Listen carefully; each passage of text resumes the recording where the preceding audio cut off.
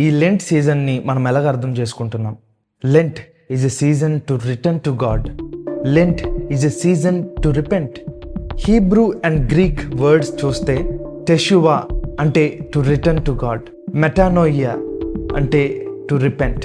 ఈ రెండు పదాలు కూడా చాలా ప్రాముఖ్యం ఈ లెంటన్ సీజన్ గురించి మనం అర్థం చేసుకోవాలంటే. టు రిటర్న్ టు గాడ్, టెషువా ఏం తెలియజేస్తుందంటే, ఏదైనా వనంలో ఆదాము అవ్వ పాపం చేయకముందు దేవునితో ఎలాంటి రిలేషన్ కలిగి ఉన్నారో ఆ క్లోజ్ రిలేషన్, సో అటువంటి రిలేషన్లోనికి మనం వెళ్ళాలి.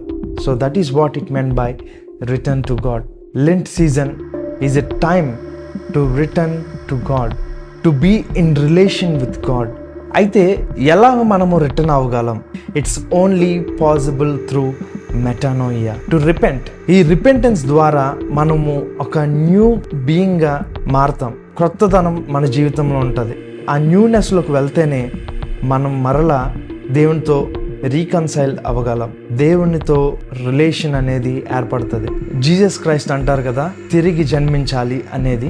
కానీ ఈ డిస్ట్రాక్టెడ్ వరల్డ్లో మనము రిపెంట్ అయ్యి దేవునికి దగ్గరగా అవ్వాలంటే we have to move in to the wilderness. మన జీవితంలో ఏవైతే డిస్ట్రాక్షన్స్గా ఉన్నాయో అవన్నీ కూడా పక్కన పెట్టాలి. ఈ డిజిటల్ ఎరాలో మన డిస్ట్రాక్షన్ గ్యాడ్జెట్స్ అవ్వచ్చు, మన డిస్ట్రాక్షన్ సోషల్ మీడియా అవ్వచ్చు, మన డిస్ట్రాక్షన్ మెయిన్ స్ట్రీమ్ మీడియా అవ్వచ్చు. ఇవన్నీ కూడా మనము దూరం చేసుకోవాలి. ఆ కంఫర్ట్ జోన్ నుంచి మనం బయటికి రావాలి. This is what it meant by digital fasting. మన జీవితంలో దేవునికి దగ్గర అవ్వకుండా ఏమేమైతే డిస్ట్రాక్షన్స్ ఉన్నాయో అవన్నీ కూడా పక్కన పెట్టాలి.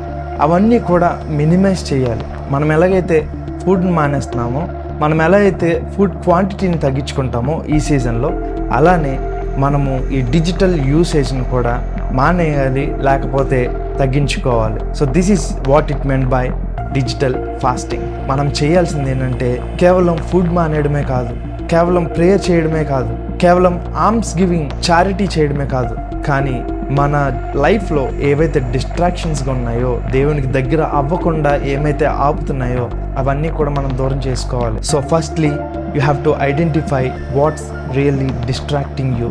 సెకండ్లీ ఏంటంటే ఒక బౌండరీని సెట్ చేసుకోవాలి.